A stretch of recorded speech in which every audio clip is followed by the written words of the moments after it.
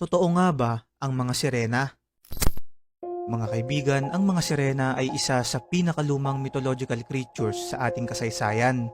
Ang nakakapagtaka lang dito ay nabanggit sila sa mga kwento ng iba't ibang kultura sa ating mundo at sinasabing sila raw ay totoo. Ayon sa librong tinanggal sa Biblia, ang The Book of Enoch, noong nakipagtalik daw ang mga fallen angels sa mga tao at nagbunga ng Nephilim, ay naparusahan yung mga tao na yun at kinulong sa pinakailalim ng karagatan at naging isang sirena. Hanggang ngayon ay napakaraming kwento ng mga maglalayag patungkol sa mga sirena kung saan may ilan pang mga imahe at video ang nakunan nila na matinding ebidensya na ang mga nilalang na to ay kasama natin dito sa mundo.